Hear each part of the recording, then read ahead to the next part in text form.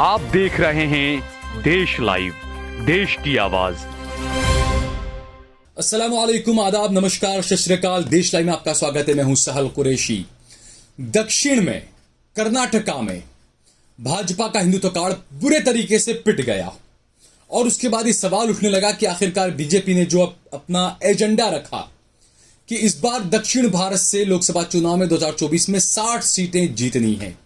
अब जब हिंदुत्व का कार्ड पिट गया बहुत बुरे तरीके से, बहुत भूंडी हार हुई बीजेपी की, अब ऐसे में ये सवाल उठता है कि आखिरकार बीजेपी का 60 सीटें जीतने का दक्षिण से ये सपना कैसे पूरा होगा। और बीजेपी की इतनी भूंडी हार थी कि तकरीबन 31 सीटों पर कर्नाटका में बीजेपी के उम्मीदवारों की जमानत तक जब्त हो गई और 48 ऐसी सीटें थी जहां पर बीजेपी का उम्मीदवार तीसरे नंबर पर रहा या चौथे नंबर पर रहा। तो ऐसे में सवाल उठना लाजमी है कि आखिरकार क्या होगा ऐसा। लोकसभा चुनाव 2024 में मोदी का सपना आखिरकार कैसे पूरा होगा, आरएसएस का सपना आखिर कैसे पूरा होगा। हालांकि कर्नाटक के चुनाव को 11 दिन नतीजों को आए हुए बीत चुके हैं, लेकिन उसके बाद भी आज भी इस बात को लेकर सवाल उठ रहे हैं कि आखिरकार क्या होगा और कैसे होगा अब लोकसभा के चुनाव में, क्योंकि बड़ी बड़ी बातें बीजेपी की रहती है हमेशा। तो दक्षिण भारत की अगर बात करें हम, तो दक्षिण भारत में जो राज्य है, 5 राज्य, दक्षिण भारत के 5 राज्यों में 129 लोकसभा की सीटें हैं, जिनमें से महज 29 सीटें इस वक्त बीजेपी के पास में हैं। इसमें आपको बताते हैं हम विस्तार से। कर्नाटका में लोकसभा की 28 सीटें हैं, जिसमें से 25 सीटें बीजेपी के पास में है मौजूदा वक्त में। यानी कि 2019 का जो लोकसभा चुनाव हुआ था उसमें कर्नाटका की 28 में से 25 लोकसभा सीटें बीजेपी ने जीती थी। उसके बाद तेलंगाना है। तेलंगाना में 17 लोकसभा की सीटें हैं, बीजेपी के पास में 4 लोकसभा की सीटें इस वक्त। आंध्र प्रदेश में 25 लोकसभा की सीटें हैं, बीजेपी के पास में अंडा, एक भी सीट बीजेपी के पास में नहीं है आंध्र प्रदेश में लोकसभा की। इसी तरीके से तमिलनाडु में 39 लोकसभा की सीटें हैं, यहां पर भी बीजेपी 0 पर है। केरल की बात करें, केरल में लोकसभा की 20 सीटें हैं, केरल में भी बीजेपी को 0 मिला है 2019 के लोकसभा चुनाव में। तो अब ऐसे में यह सवाल है कि इन राज्यों में आखिरकार अब बीजेपी किस तरीके की रणनीति अपनाएगी, क्योंकि कर्नाटका में तकरीबन 61,000 मंदिर हैं और 84% हिंदू हैं, महज 13% मुसलमान थे। उसके बावजूद यहां पर बीजेपी की इतनी भूंडी हार हुई। बीजेपी ने, नरेंद्र मोदी ने हर तरह के हथकंडे अपनाए, हलाल हराम मीट का हथकंडा अपनाया, हिजाब का हथकंडा अपनाया, बजरंगबली का हथकंडा अपनाया, मुसलमानों से रिजर्वेशन छीनने का हथकंडा अपनाया, लेकिन कोई हथकंडा काम नहीं किया। अब आपको एक और हैरान करने वाली बात बताऊं मैं कि कर्नाटका के अंदर जिस वोकालिंगा समुदाय का वोट लेने के लिए बीजेपी बहुत ज्यादा तड़पती है, आप लोगों को नहीं पता होगा, यह वोकालिंगा समुदाय मूर्ति पूजा के खिलाफ है। यह वोकालिंगा समुदाय हिंदू ग्रंथों को भी नहीं मानता है। तो जो वोट हमेशा जो मिलता रहा बीजेपी को वोकालिंगा समुदाय का, यह वोट कोई हिंदुत्व के नाम पर नहीं मिला था। यह वोट मिला था एंटी इनकम्बेंसी की वजह से। यह वोट मिला था कि जब जनसंघ की वजह से जो येदुरप्पा थे उनके नाम पर यह वोट मिला करता था। लेकिन अब येदुरप्पा एक्टिव नहीं थे इतने ज्यादा, और जिस तरीके से मोदी ने जो हिंदुत्व का कार्ड खेला, जैसा मैंने बताया, हिजाब का मामला, हराम हलाल मीट का मामला, तमाम मुद्दे उठाकर देख लिए, लेकिन हिंदुत्व का कार्ड बहुत बुरे तरीके से पिट गया। अब बीजेपी के सामने ये सवाल कि आखिरकार अब करें तो करें क्या। 2019 के चुनाव में बीजेपी ने यूपी में 80 में से 60 सीटें जीती थी लोकसभा की, मध्य प्रदेश में 29 में से 27 सीटें जीती थी, राजस्थान में 25 में से 24 सीटें जीती थी, जबकि गुजरात की तो पूरी 25 के 25 सीटें जीती थी बीजेपी।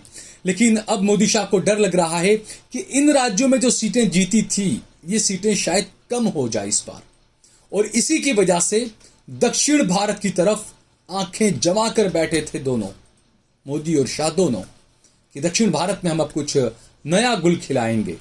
लेकिन हिंदुत्व का कार्ड वहां पर काम नहीं किया। तो अब मानकर चलिए आने वाले दिनों में, क्योंकि राजनीति वो भूख है, सत्ता की कुर्सी वो लालच है कि उसको हासिल करने के लिए इंसान किसी भी हद तक जा सकता है। दक्षिण में इस वक्त येदुरप्पा को हटा दें, वो वैसे भी एक्टिव नहीं है। उनके अलावा दक्षिण में कोई चेहरा बीजेपी के पास में नहीं है कि जिसके नाम पर वो दक्षिण में वोट मांग सके। और जैसा मैंने बताया कि दक्षिण में हिंदुत्व कार्ड नहीं चलता है, आज तक नहीं चला वहां पर हिंदुत्व कार्ड। और हैरानी की बात तो ये आप देखिए कि दक्षिण के अंदर अलग अलग जो राज्य, 5 राज्य हैं, वहां पर जैसा मैंने बताया कि 61,000 मंदिर कर्नाटका में हैं, अलग अलग इतने सारे मंदिर हैं, लेकिन हैरानी की बात यह है कि वहां पर राम और कृष्ण का कुछ हुआ है ही नहीं। वहां सबके अपने अलग अलग भगवान, राम और कृष्ण को ज्यादा नहीं मानते।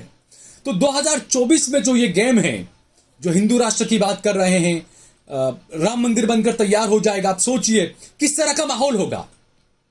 सिर्फ मंदिरों में ही घंटे नहीं बज रहे होंगे, गोदी मीडिया के स्टूडियोज के अंदर भी घंट बजाए जाएंगे। पूरे देश का माहौल इस तरीके से बना दिया जाएगा कि मानो हिंदू राष्ट्र बन चुका है। सारे चैनल पर आपको यही नजर आएगा, हिंदू राष्ट्र के नाम पर राम मंदिर का वही आपको नजर आएगा। तो उस वक्त माहौल कैसा होगा, हिंदू किस तरीके से आंदोलित होगा, ये आप सोचिए। तो ऐसे में यह माना जाए कि क्या जो दक्षिण अपने आप को हिंदू राजनीति से दूर रखता है, उनके मुद्दे हमेशा एजुकेशन रहता है, हेल्थ रहता है, यानी कि शिक्षा, पढ़ाई, स्वास्थ्य सेवाएं, बेरोजगारी, नौकरी, ये सब दक्षिण भारत के मुद्दे रहे, क्योंकि काफी पढ़ी लिखी आवाम है वहां की जनता, काफी पढ़ी लिखी जनता है वहां की, तो हमेशा ये मुद्दे वहां पर रहे हैं। तो ऐसे में जो इस वक्त 2019 में जो सीटें जीती थी मोदी ने, बीजेपी ने, कम से कम वो सीटें बचाने के लिए क्या ये हिंदुत्व का कार्ड एक बार फिर से काम आ जाएगा कि पूरे देश में राम मंदिर के नाम पर एक वो शुरू कर दिया जाए, चैनलों में घंट बजाए जाए, हर जगह घंट बज रहे हो, नेताजी, प्रधानमंत्री जी, विधायक साहब, मुख्यमंत्री, बीजेपी वाले सबके सब घंट बजा रहे हो, और पूरे टेलीविजन चैनलों पर माहौल इस तरह का बना दिया हो कि देखिए राम मंदिर बन गया, हिंदू राष्ट्र का निर्माण हो चुका है। सिर्फ ये एक मुद्दा है उनके पास में, जिससे जो पुरानी जो सीटें उत्तर प्रदेश, बिहार, यूपी, जो भी मध्य प्रदेश, ये जो सीटें जीती थी इन्होंने इस बार, उसको वो बरकरार रख सकते हैं। और उसमें भी अगर जनता जाग गई, क्योंकि कुछ लोगों को यह एहसास है कि क्या सिर्फ राम मंदिर बन जाने से आपका जो 25 साल का जवान बेटा, नौजवान बेरोजगार घर में बैठा है, क्या सिर्फ राम मंदिर बन जाने से उसको रोजगार मिल जाएगा? आपको, आपके बच्चे, आपके परिवार और आप लोग खुद लोन पर लेते हो, कर्ज पैसा लेते हो, डिप्रेशन में आपके घर से कोई लोग आत्महत्याएं कर लेते हैं। क्या राम मंदिर महज बन जाने से आपका डिप्रेशन दूर हो जाएगा? आपके सारे मसले हल हो जाएंगे? ये बड़ी हैरान करने वाली बात है दोस्तों, इस बारे में कई लोग सोचने भी लगे हैं। तो ऐसे में एक और बीजेपी का यहां पर यह है कि दक्षिण के कई ऐसे मंदिर हैं जो काफी मशहूर मंदिर हैं, बीजेपी ने कई गुजरात के लोगों को वहां पर ट्रस्टी बना दिया उन मंदिर के ट्रस्टों में, और वहां के दक्षिण के लोगों का वोट लेने के लिए भी एक नया तीर छोड़ा जाएगा कि भाई देखिए आपके दक्षिण का जो मंदिर है उसकी हम एक ब्रांच अब गुजरात में भी बनाएंगे। तो ये कनेक्ट करने की कोशिश होगी। और दूसरा, मोदी जी को, बीजेपी को इंतजार है कि साउथ का कोई बड़ा सुपरस्टार बीजेपी में ज्वाइन हो जाए, क्योंकि साउथ की आप राजनीति देखें, आप कर्नाटका, तमिलनाडु वगैरह की उठाकर, तो कई ऐसे सुपरस्टार रहे हैं जो राजनीति में आए, मुख्यमंत्री भी बने, पार्टियां भी उन्होंने अपनी अपनी बनाई। ये एक इतिहास रहा है दक्षिण भारत की राजनीति का। तो क्या वही इतिहास बीजेपी कहीं ना कहीं अपने ऊपर वो लेकर करना चाहेगी अब? इसके अलावा बीजेपी के पास में दूसरा कोई मुद्दा नहीं है कि दक्षिण भारत में बीजेपी को सीटें मिल पाए, क्योंकि जैसा मैंने बताया कि 125 माफ कीजिएगा 5 राज्यों की 129 सीटों में से 29 सीटें बीजेपी के पास में, और इसमें से 25 सीटें कर्नाटका से आ रही है।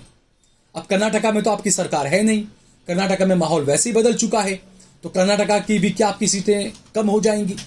या कई बार ये भी सवाल उठते हैं कि जो राज्यों के चुनाव होते हैं वो अलग तरह के होते हैं, अलग मुद्दे होते हैं, लोकसभा के चुनाव में अलग मुद्दे होते हैं, तो क्या यहां पर मोदी जी को बढ़त मिल जाएगी? क्योंकि कर्नाटका चुनाव बीजेपी हारी जरूर है, लेकिन अगर वोट प्रतिशत की बात करें तो पिछली बार बीजेपी ने 36% वोट के साथ में सरकार बना ली थी, लेकिन इस बार 38% वोट के बाद भी सरकार नहीं बना पाया, यानी कि वोट प्रतिशत बीजेपी का बढ़ा है, लेकिन सरकार वो नहीं बना पाए। मैंने जैसा बताया 31 सीटों पर उनकी जमानतें जब्त हो गई। और दक्षिण की जो बात करें हम, तो दक्षिण में जैसा मैंने बताया कि 5 राज्यों में 900 विधानसभा की सीटें हैं और 129 लोकसभा की सीटें हैं, और फिलहाल बीजेपी के पास में जैसे मैंने बताया 29 लोकसभा के सांसद हैं। 2024 में कैसे पूरा करेंगे? विधायकों की संख्या तो बीजेपी की न के बराबर है दक्षिण के अंदर, तो ऐसे में किस तरीके से बीजेपी की अगली राजनीति होगी, क्या करेगी बीजेपी, ये देखने वाली बात होगी। लेकिन इससे पहले एक और बात यह कि विपक्ष क्या करेगा। इंदिरा गांधी को जब हराया था तो उस वक्त यह था कि इंदिरा के खिलाफ सभी विपक्षियों ने एक होकर अपना उम्मीदवार उतारा था। तो क्या दक्षिण भारत की अब की जो राजनीति होगी 2024 की, मोदी के सामने, बीजेपी के सामने, क्या सभी विपक्षी पार्टियां मिलकर अपना एक उम्मीदवार उतारेंगी? यही एक रास्ता है। और जो लोग कहते हैं कि विपक्ष कमजोर है या राहुल गांधी कुछ नहीं है, तो मैं ये कहूंगा कि देखिए, राहुल गांधी कमजोर नहीं है, बिल्कुल विपक्ष कमजोर है। राहुल गांधी ने जो इस वक्त जो बयान दिए, पिछले 5 साल से आप उनके बयान उठाकर देखें, बीजेपी को वो मानना पड़ा। और जो जो चीजें उन्होंने उठाई, जो मुद्दे उठाए, वो सही मुद्दे उठाए। और उसके बाद भारत जोड़ो यात्रा के बाद उनके भाषण और जो चीजें हुई, वो कर्नाटक के चुनाव में नजर भी आया। तो अब अगली जो चीज होगी, मोदी की जो हार जीत है, वो कहीं ना कहीं विपक्षी एकता या विपक्ष की रणनीति पर पूरे तरीके से निर्भर करती है कि विपक्ष आखिरकार किस तरीके से मुद्दे उठाता है और क्या करता है। क्योंकि कर्नाटक के चुनाव में हमने ये देखा कि राहुल गांधी, कांग्रेस पार्टी, प्रियंका गांधी 40% सरकारा, यानी कि भ्रष्टाचार का बीजेपी का मुद्दा लगातार उठाया और इसी मुद्दे पर कांग्रेस पार्टी चिपकी रही और इसी मुद्दे ने कांग्रेस पार्टी को जीत भी दिलाई कर्नाटका में। तो राहुल गांधी इस वक्त अदानी के मुद्दे पर चिपके हुए हैं। बिल्कुल इस मुद्दे को लेकर वो बताना चाहते हैं कि देखिए, सूट बूट वाली सरकार है ये। अब देखना यह है कि 2024 में आखिरकार जनता किस पर भरोसा करती है और 2024 के चुनाव से पहले बीजेपी, आरएसएस, नरेंद्र मोदी, अमित शाह दक्षिण में क्या गुल खिलाते हैं, ये अब देखने वाली बात होगी। अगर आपको ये वीडियो पसंद आया हो तो इस पर कमेंट करें, इसे लाइक करें, इसे ज्यादा से ज्यादा शेयर करें। अगर आपने हमारा चैनल देश लाइव सब्सक्राइब न किया हो तो हमारे चैनल को जरूर सब्सक्राइब करें।